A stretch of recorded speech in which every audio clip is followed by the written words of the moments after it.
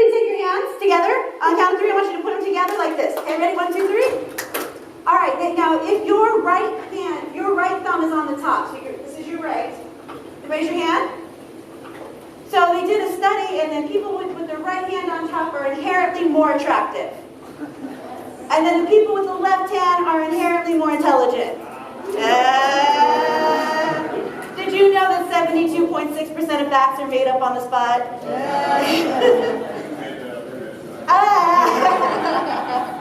So one of the things that seems like a silly thing to start off with, but I'm going to be talking a little bit about listing. And we all have the things that we think about listing. Now, if you take your hands again and try to put it the other way, doesn't it feel like just wrong? Like kind of just not right. So there's going to be some things that might challenge the way that you have been doing it. But one thing that might be really valuable outside of search is just looking at what in your business are you doing because it's comfortable? And what in your business are you actually taking the right steps? Because that's what's going to increase your bottom line, and that's going to get you where you ultimately want to be. Because we want to make sure that all the small steps that you're taking into your business are leading to you to where you want to be. If time and money wasn't a consideration, what would you be doing within your life? And all the little business steps that you're taking today need to feed into that, right? So let's go ahead and start talking a little bit about optimizing for Amazon. I'm not going to tell you my story because I only have so much time, but I will tell you that I've had the pleasure and honor of speaking at Harvard. I'm a contributor for Search Engine Journal. I've spoken all over the place. And the most important thing is I actually sell on Amazon. I've been eating, sleeping, breathing Amazon since about 2011. I am also kind of a geek. You get kind of tunnel vision, so I love what I do. So who in here, because we talked a little bit about this, who actually owns their own brand? Okay, just so I can know. And who is already doing listing enhancements? Okay, now for those of you who are doing retail arbitrage, you might think, well, I'm doing retail arbitrage, so I don't need to learn this. Or I'm doing wholesale, so I don't need to learn this. I will tell you, we did the highest number of listing optimizations when we were doing primarily retail arbitrage.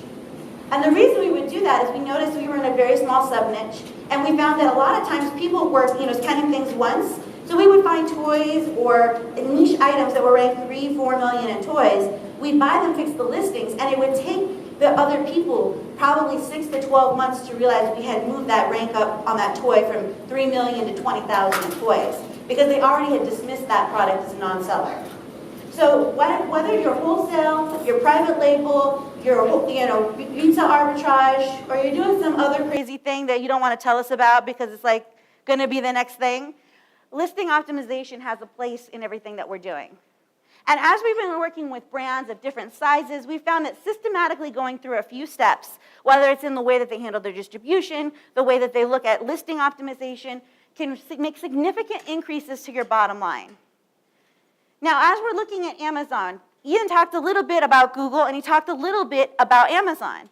Now, when we look at them, they look the same. It's like the little blinking cursor and the search button, right? But they're fundamentally two different animals. And if we try to think of Amazon and Google as the same because they're search engines, you're going to be in big trouble. Because the things that Google finds important and the things that Amazon find important are radically different. We actually have quite a few clients that have come to us saying, I've rocked it in the Google space and the Google AdWords space, but I cannot figure Amazon out. Because Google looks at things like click-through rate, dwell time. They look at on and off-page things, and it's really about unique, fresh content and authority. So like how you said that you used to put like, this is my dog, I had a great dog, he was a great dog, because you wanted to be relevant for dog. That doesn't work on Amazon at all, right? And it's not starting to not work on Google. Amazon is about sales. And the structure, in a website, you can put data anywhere, right? But on an Amazon listing, there is a spot for material, there is a spot for color, and using those things is going to give you a huge advantage. The other big thing is, driving impressions. People will be like, I got 12 million impressions. I don't care. If you didn't get sales, who cares? Right? You can't eat impressions. Your mortgage officer can be like, oh, well, you got a lot of impressions, so don't worry about this month. So when you drive irrelevant traffic to your listing, you're actually hurting your organic SEO because you're showing that you're not relevant. So Google tactics that don't work are repeating the keywords outside of what it makes sense for a customer. with RankBrain and everything else that's coming out, and if anything that Google or, like Ian's like, he's great, right? But when you write for any search engine that's getting smarter and smarter, focus on the customer, especially on a company that's so customer obsessed like Amazon. So, there might be a rare case where repeating a keyword makes sense because that reads more naturally to the customer. But in general, we're not going to do that. You don't need to focus on fresh, unique content, and sometimes I'll have people from the SEO world, they'll be like, well, how do I measure my CTR, my click-through rate on Amazon? I'm like, you can't really. They don't care about it so much. It's not even, there's only one report that has it as a field. So you can't really do those things. Now, if diamonds are a girl's best friend, then Amazon's best friends are sales. You want to see how things convert. So, but gentlemen, if you are a jerk and you don't comb your hair before your date, doesn't matter how big that diamond is, she's still not saying yes, right? So you need to make sure the rest of your listing works. It's not just about the sales. So what works on Amazon is high converting listings. That structured data set. Now some of you are like, she keeps saying that word. I'm going to go over what that means. So structured data sets and focusing on relevancy, not just impressions. Impressions are great. We want to provide brand awareness. We want to make sure people see our products. But we want to drive the right traffic, converting traffic to our listings. Because if somebody's looking for high heels and you take them to a sneaker listing, it doesn't matter how many times you take them there, they're still not going to buy, right? So you're wasting it. We want to look at words that are relevant and highly relevant. So when a person puts in a search term and your product comes up, Amazon's going to be looking for, does this produce a conversion, or at least are they kind of having some activity on there? Does it have a higher page view than a number of sessions? Because, does everybody know what a session versus a page view is? I saw three like, so a session, so if somebody comes to your ASIN page, and then they leave, and then they come back, right? That is one session and 2 page views. So if you have the same number of sessions and page views, that means when people leave, they're not coming back. That means there's something that wasn't right? So there could be a competitor, it could be something on your listing that's not converting. And relevancy takes time. When you create a new listing, it's kind of like a baby. It kind of has like an infancy, and then it kind of crawls. Because when you first create the listing, you don't get customers who viewed this, also viewed that. It's just like a blank, lonely. Doesn't it look like a little middle schooler standing awkwardly with his cafeteria plate? It doesn't have all of the cool things that happen over time. And as you watch that listing progress, you'll see customers who viewed this, also viewed that. These are the recommended items. Here's the sponsored products. You're going to start to see those things happen over time. So you can't expect relevancy to always happen overnight. It's going to depend on where you are. It's going to depend on how competitive your niche is. So structured data is all of the areas where Amazon says, like, this is made out of purple, the material is polyester. The color is green. The genre is action figures. So we want to look at things like the attributes, the title, and the keywords. Now, the keywords has changed, and we're going to talk a little bit about that. But using that structured data is really, really important. But before I get into the structured data, I want to quickly go through the anatomy of a listing, because sometimes we go through the basic steps, but we kind of forget to add on the little here's and there's that come with listings. Now, the title obviously should follow the style guidelines and include the main keywords. Now, a lot of people would say, well, because this is a visual dexterity game, it should say visual dexterity game ages 5 to 9, but we're seeing that that's affecting your keywords and how many keywords are indexed now, right? And if you really look at it, Mindwear and Qubits, because it's a very well-known brand in their sub-niche, like Death Wish Coffee is the keyword that Death Wish Coffee wants to optimize for, because nobody's going like, I wish I could find some Death Wish Coffee. I think I'm going to type lilies in there, right? Their brand stands so much on its own, just like Mindwear, that Mindwear and Qubits are the highest relevancy words for that product. Now, if I create a visual dexterity program and I'm like Robyn's Games not highly relevant because nobody's going to be searching for that, right? So you might want, then I would really be more focused on visual dexterity game for autistic kids, right? Or something along those lines. Does that make sense? Why sometimes the brand should be in there and sometimes, and you want to follow the style guidelines. The images that you take, you need to make sure that you're using as many images as possible. This is part of your sales force. So the first picture just needs to be the product, but you can put lifestyle and other pictures in there. You want to make sure that they're optimized, and they need to be zoomable, at least 1,001 pixels on the smallest thing. So if you get on your phone and you can't zoom in on it, think about how that affects your purchases. Especially if you're trying to buy something that's, fabric. I want to see what the fabric looks like. So making sure that those images are optimized is going to be really, really important. Now, the other thing, especially if you have a brand or you're working with wholesale or retail arbitrage with a brand that you know that people are going to be looking at that brand first, you want to make sure that the brand name is used consistently. If you're the brand owner, that's really important because as you get involved in brand registry, you want to make sure you kind of keep all of your family together, right? So making sure that that is just a simple thing that people forget sometimes. Now, Ian already highlighted this, but I'm going to highlight it again. Your bullet point should be benefit-laden, not feature-laden. Nobody is ever like, man, I wish I could get that charger in 365 volts, or whatever it is, right? You don't search for that. You search for compatible with this. Instead of 6x9 pan, this pan will make you the envy of every church mom in the parish, right? Why should they buy your product over theirs? And if you're struggling for what to do, look for the questions that are in your listings and your competitors. Look for the reviews. They say, this fit in my Tupperware bag, or it fit with my Tupperware lids, or whatever it was without violating the IP of Tupperware or whatever, right? You want to start looking at those and say, what are the concerns of the customer, and how can I make sure that any friction, any worries that they might have that this might not be the right purchase is taken care of in the bullets. Now, the product description people have been leaving that one alone because it's below the fold. When you first pull up a listing on desktop, it seems kind of down there beneath everything. However, on mobile, the description shows up first. So you need to make sure that that description is good. Now, some people kind of ignore it because they think, well, I've got enhanced brand content, so I don't need to have that, really great product description. But on mobile, you actually have to click through the description to get to the enhanced brand content. And since a lot of enhanced brand content is images, do you think those are indexed? No, so you want to make sure that, we don't know whether, what's indexed. We can guess all day long.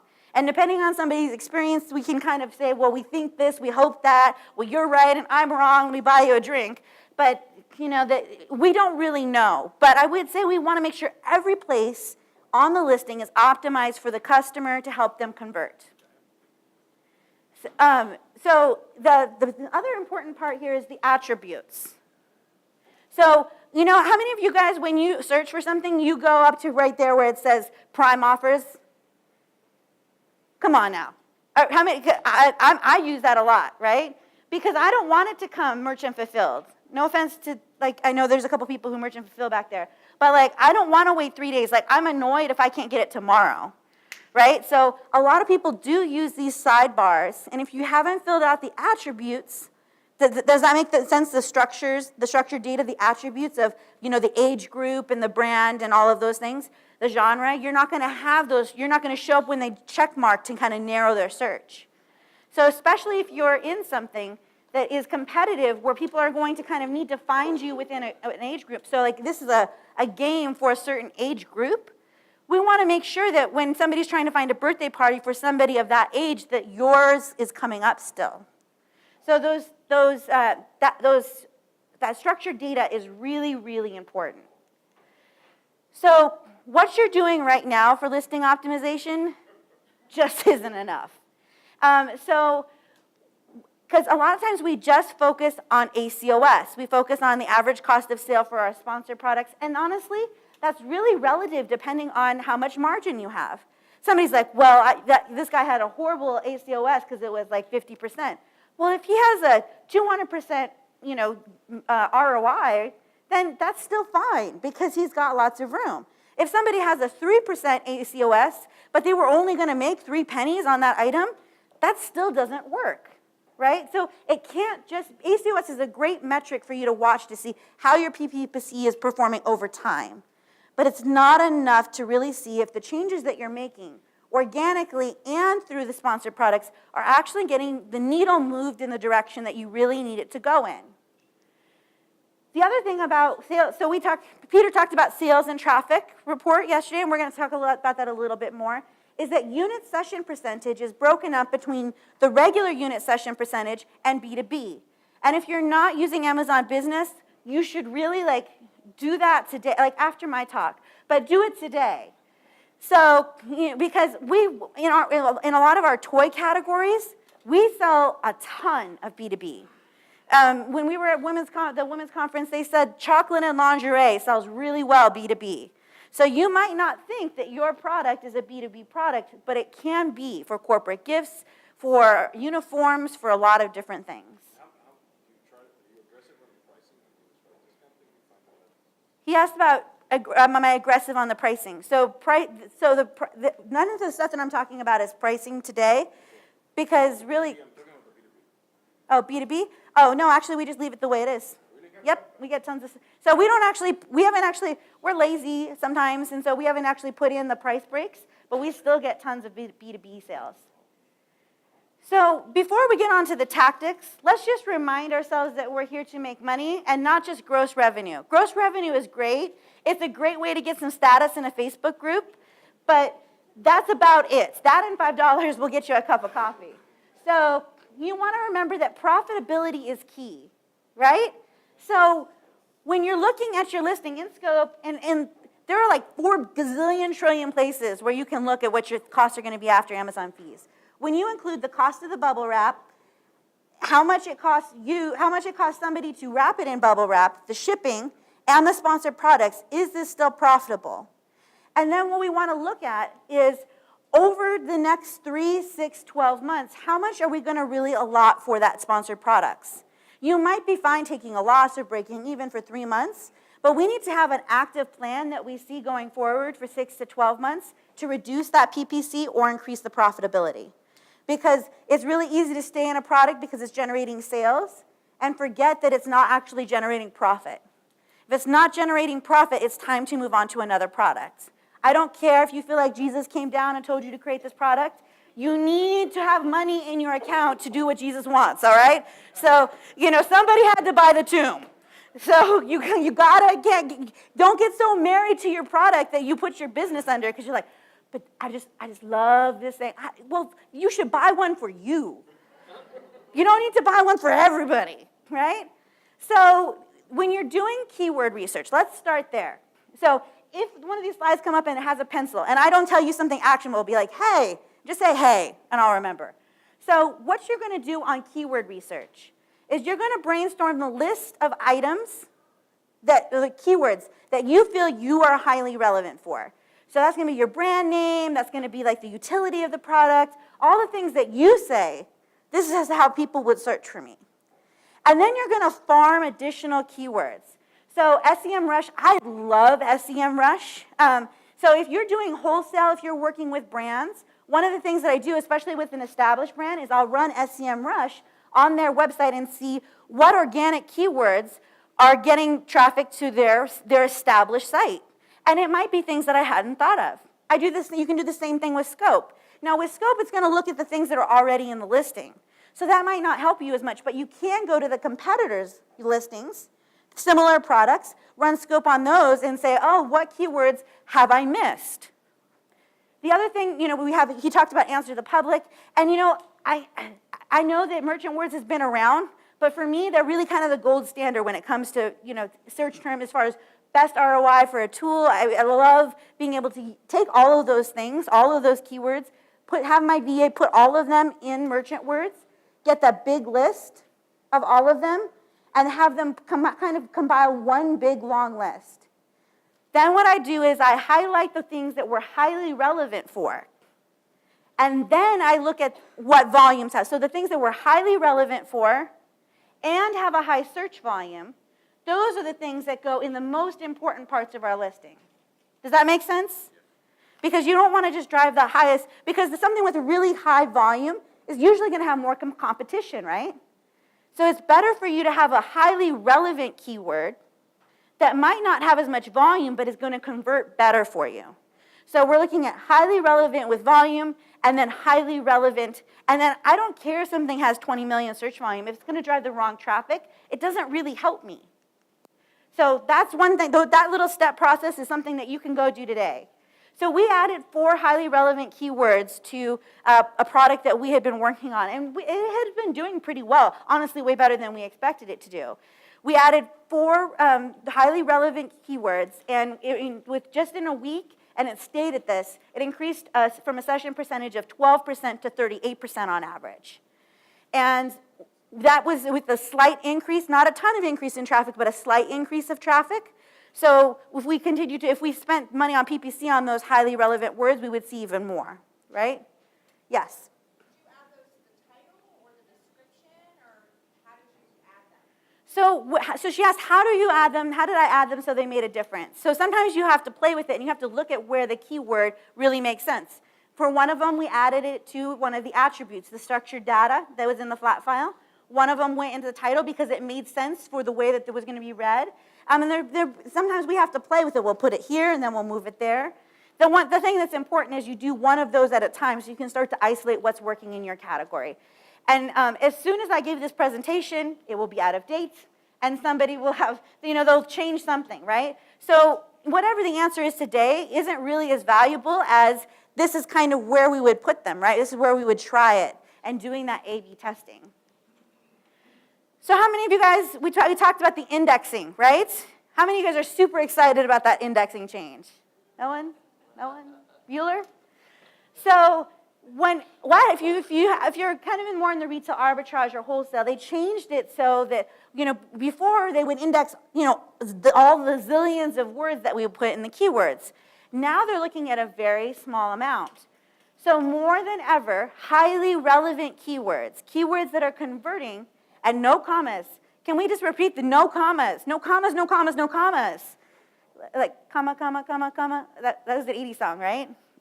But, so you want to make sure that you're using those. It looks like there's people who say it's 250 characters. There's people who say it's 1,000 characters. There's people who say it's 1,000 characters minus the keyword. Some people are saying it depends on the solstice moon and when it goes up and down. We don't know yet, but we do know that we want your most important keywords. Those keywords that are highly relevant and going to convert for you are going to be in that beginning section within the title and the first section of the keywords. Now, how do you tell if a keyword's converting for you? You can run an automatic campaign and see which keywords are actually converting. In that search term report that you get from the sponsored product, if you're not in there really looking at what's really converting for you, you're missing some really awesome data.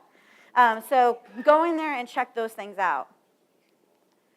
So this is a little small because it was hard for me to make it big. How many of you guys know how to manually check to see if your item is being indexed? Okay, I saw 4. All right, so if you're like, well, I don't know. Are we indexed for the color green? Are we indexed for this? In Amazon, you're going to go and you're going to put the ASIN and then the term that you're looking to see if you're actually indexed for. So when I put the ASIN for qubits and then I put game, it finds it because it should be indexed for game, right? So if I put in game there, then that means something's wrong. And I'm going to show you how you can tell. If it doesn't come up, then it will say, we didn't find that ASIN plus the word monopoly. So, but here's just the ASIN. Do you guys see how it is, where it says there's the 0? So that's how you can see, is it indexed for that individual piece? Now, there are some people who like to try to make things easier, so they just try to put the entire string of keywords in there. It will look like it's working, it's not working. So you have to put each keyword piece in there one at a time. So as you gather the data, you want to look at your existing relevancy through PPC. So what we do is we always have an automatic sponsored product campaign running at a very low bid. Now, this is not to make my millions. This is to make sure that I am relevant on Amazon for what I think I am relevant for. So it gives you, that search term report gives you a really good idea of what Amazon is saying we feel you're relevant for those things. And then you want to see which of those items are converting. And then from there, you're going to start to kind of really focus in on making sure you have the best converting keywords in your listing. Does that make sense? Yes? Okay. Scope will pull all of the listings. So it takes all of the keywords from it that's already on your listing. And it says, well, what do you rank on, like for? So for mindwear, the qubits it's in position 1. Now the score from 0 to 100, honestly, I was kind of confused on that. That means it's kind of like like the more search volume, the closer it is to 100. So, but the thing that score doesn't really take into account is it doesn't matter if that score is really, really high. If it's not a highly relevant search term for you, still probably not the best one. So on scope, even if something tells you that it's like a 32, maybe the score as far as the relevancy is low, if you know that that's what people buy on, you should still optimize for that keyword. Yes? Does that make sense? So it's kind of like if they had search volume here, if they had 7 million views per month, just because it has 7 million views per month doesn't mean that you should try to compete on iPhone case, right? Because the likelihood of you ranking for that or converting for that, if you're a shoe, not so great. So I want to show you, we talked a little bit about parent and the detailed page and traffic by child. So if you're selling in variations, you have to be looking at this report. Okay, so the sexiest report on Amazon by far, because I've ranked them. There's like the Khloe Kardashian and the Kim Kardashian. So the best one is the inventory health report. That gives you a ton of information about your weeks of coverage, about how inventory has been aged, who has the lowest buy box price. It gives you a ton of information. If you haven't gotten in there, get in that report because it's great. My second favorite is the detailed page and traffic by child, because it will actually break out like the red shirt versus the green shirt, how many impressions are they getting, and which one's converting better for you. So I've also created this pivot sheet that I'm going to give you that it slices, dices, make julienne fries, right? So it's going to actually help you track your sessions versus your conversions over time, and it combines them together so you don't have that split between the unit session and the unit session B2B. So on this data, you'll put in your sales and traffic. You can have a VA just do it daily. We have them do it like once a week. They pull the data for the entire week. And then in the pivot table, it creates a graph. And on the graph, it tells you the total sum of the orders, the grand total of the orders, the sum of the sessions, and what the average conversion percentage is. And I'm going to show you on a simpler graph because there's 2 graphs that you can use from the same pivot table that's going to tell you, are the changes that I'm making actually helping, or are they just making me feel like I did something in my business today? Because there's a big difference, right? So before we go into that report, I want to make sure, I know Peter talked about the sales and traffic report. I just want to briefly go over what kind of data. So we talked about page views and sessions. It will also tell you, the question of, is this item not moving because it's not getting enough traffic, or is it not moving because it doesn't convert? So when you go to the sales and traffic report by child, you can see if it has a lot of traffic, it has a lot of sessions, but it doesn't have a lot of orders, or the unit session percentage is low, then that means you are getting eyeballs, but when they go there, there's something on the listing, or when customers view this, also view this, there's a competitor that's priced below you. There's something happening on that page where customers aren't converting. So you have to really take a hard look at that. So when we see that, we have that low unit session percentage, we want to really look at the listing and see what's going on in that thing. Now, unit session percentage really takes the number of orders and the number of sessions and says, of the number of sessions you get, so let's say you get 100 sessions, 5% of them are converting, which means for every 100 sessions you get, you're converting 5. Now, people will say, what's a good unit session percentage? I don't believe that there is a good percentage. So if you're in a very competitive niche, and there's going to be a lot of competition, then you're going to probably have a lower unit session percentage. Or if you're a boutique brand and you know that you're selling significantly higher, your unit session percentage is going to be lower. But if your inventory is turning on a consistent basis and you're profitable on each item, is that still okay? So you want to look at kind of use it as a benchmark for where you are now and how to increase it, not looking up on your neighbor's computer and seeing how their product is doing. Because in some of the areas where we're very niche down, like we've got like, we carry some weird products. For a while, we carried a doll that when you put like the little vest on, the doll, when you brought the doll up to the little girl's like vest, it would go, a nurse. I mean, there's only so many people looking for that. But if they find it, that's the one they're going to buy, because that kind of creepiness is only available in small quantities, right?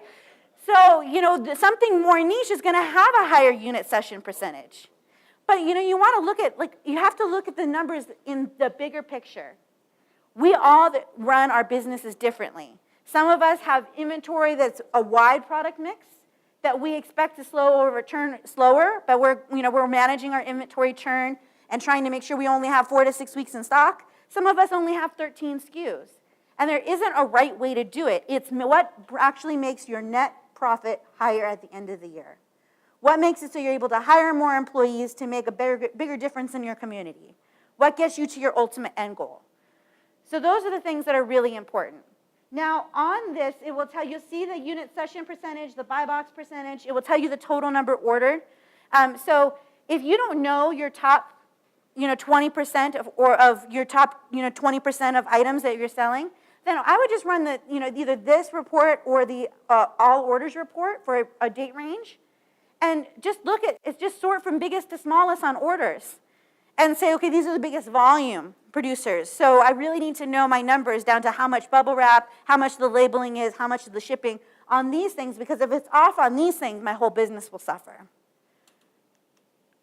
All right, so on this detail, traffic, and child graph, so you can see, so I can't really point to it because there's like 27 screens in here.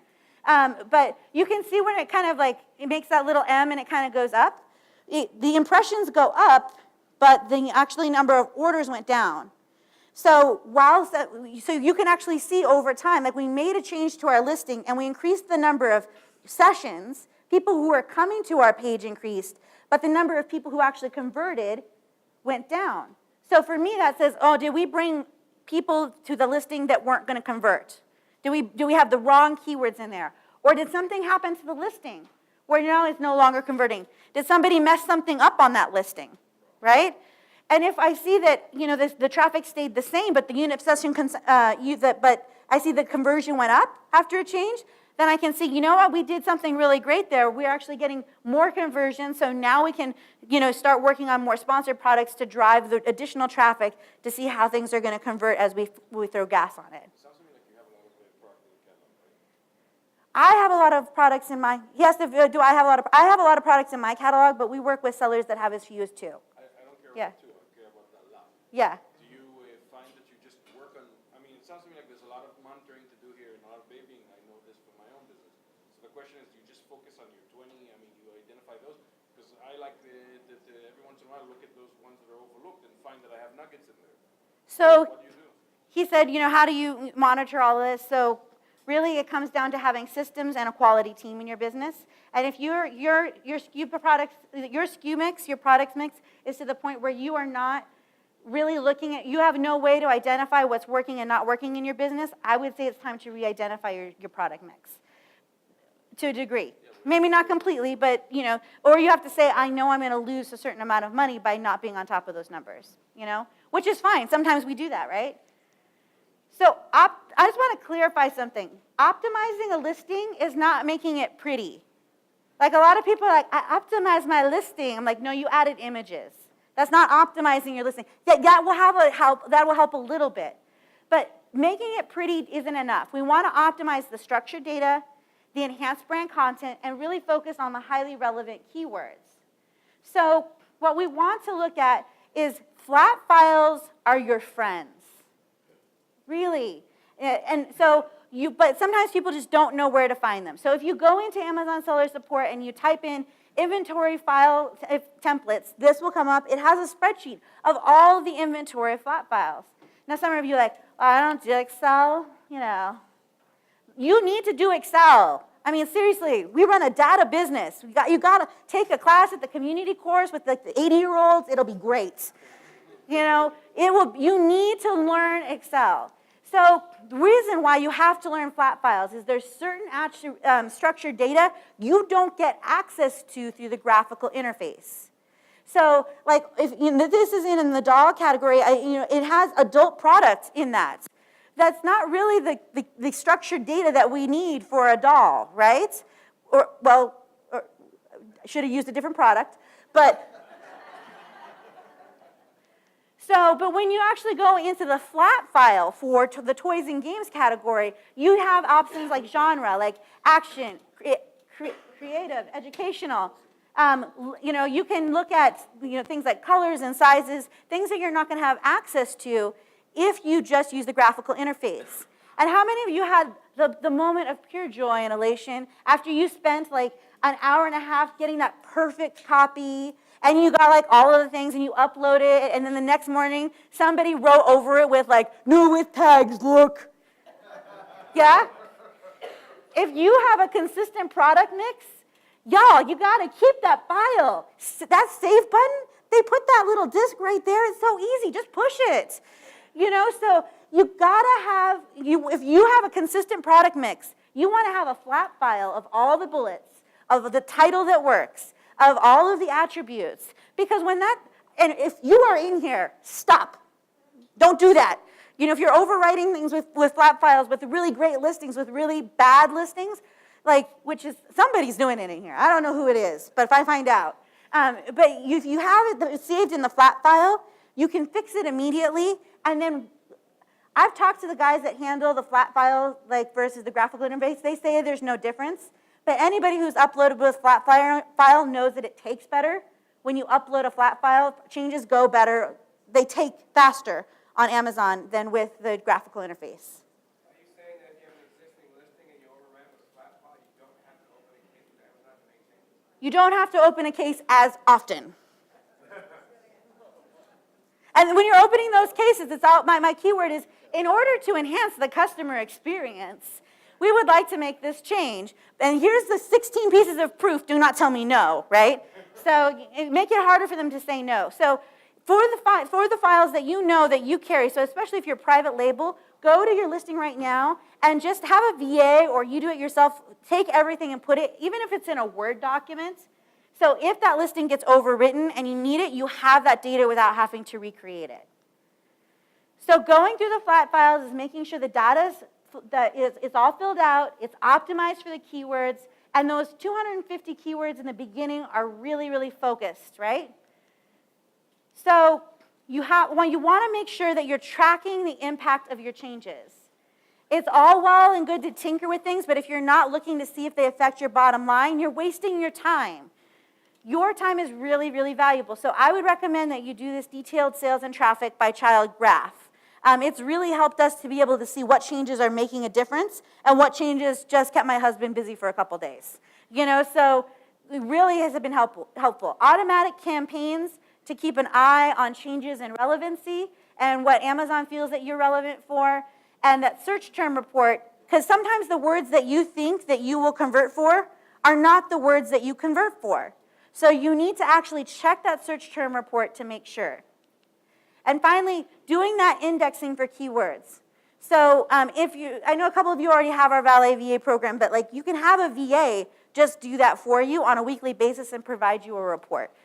Because I want to just highlight, this is not something you should be doing yourself. A lot of us have, if I had a PhD, would it make sense for me to sweep the warehouse floor? No, would you ever pay anybody $70 to pack a box? No, but how many of us are doing that because we're doing it, right? So hire a virtual assistant, hire somebody local.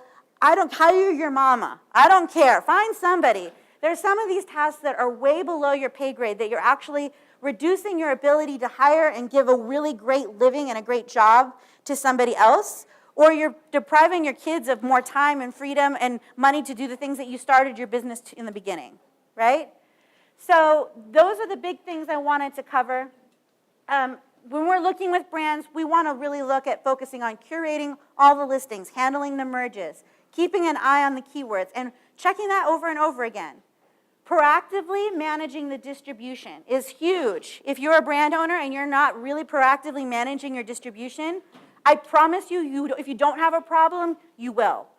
And then listing relevancy and optimizing. Those are going to be the primary things that you want to be focused on if you're a brand or if you're consulting or partnering with a brand. You want to verify the increased or in steady conversions. There's so many reports that you can give a brand to show them that what you're doing actually works. And then wrap up the Amazon and external PPC and promos to make sure you're getting the best bang for your buck. And then report and refine to the bottom line. So it's kind of like lather and repeat. But, if you notice that you're not rinsing out the shampoo, eventually at some point your hair is just going to look really whacked out. So you need to make sure that what you're doing is actually working and not just do it because it's what's comfortable, right? So I have all my information in there. So if you wanted to catch me this way, if you have a Harry Potter owl, you'd rather reach me that way, you're welcome to do that.